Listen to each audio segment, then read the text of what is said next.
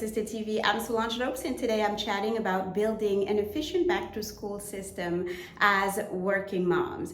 The back-to-school season can be quite the stressful season for many a working mom. It comes with all kinds of admin duties. It's also an emotional and mental transition from the relaxing, slightly lazy days of summer to more intense days.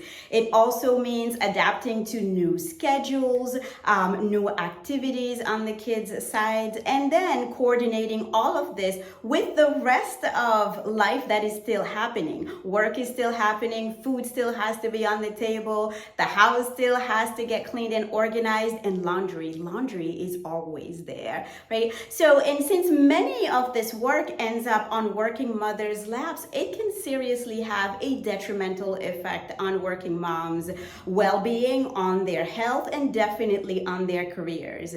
And by extension, on the family units, the communities, the villages, and the workplaces that working moms are a part of. As a working mom myself, I've struggled so many years, like so many of you, with really attempting to have a somewhat sane back-to-school season and successfully achieving it. And this is the reason why I'm suggesting an efficient back-to-school system with 3 steps that we may consider as we transition from summer to back to school. The first step in this system is to have a vision and a plan. Too often, the transition from summer to back to school can be quite an abrupt transition that doesn't allow us to really take the time to pause and reflect on what we want this back to school season to look like. And that can be really detrimental in the sense that we end up jumping into new schedules, new admin duties that weren't quite expected, and end up being frazzled and frustrated as a result. So really taking a pause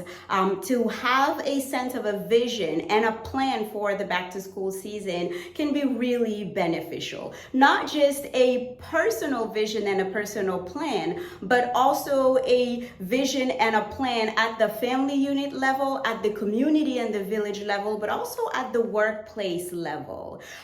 In families where there are more than 2 parents, it's necessary to have this vision and a plan as a communal exercise where all members of the family are involved.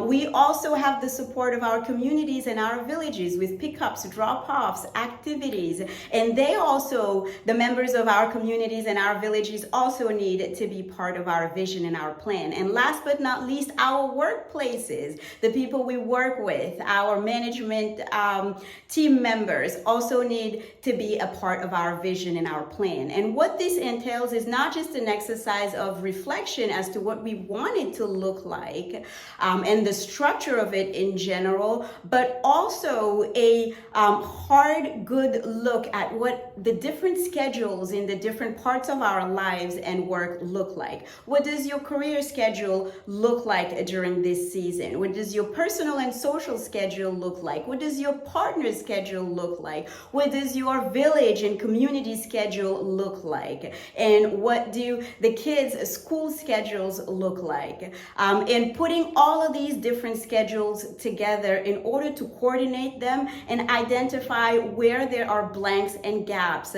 and how these can be filled.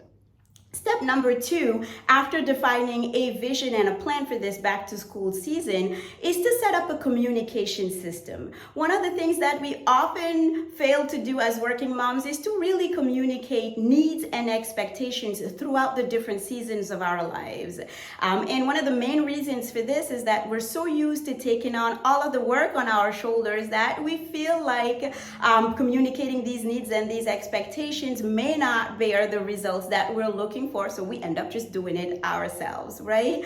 Well, as we evolve through the different seasons of our lives, it becomes really important to set up a communication plan and to ask for the help that we need. And this communication plan involves the members of our family units, the members of our communities and our villages, but also the members of our career units. This means communicating needs and expectations to our managers, to our team members, hours, in terms of our changed schedules, in terms of additional flexibility that we may need, and in terms of different work arrangements that may need to come into place to accommodate the new back to school season.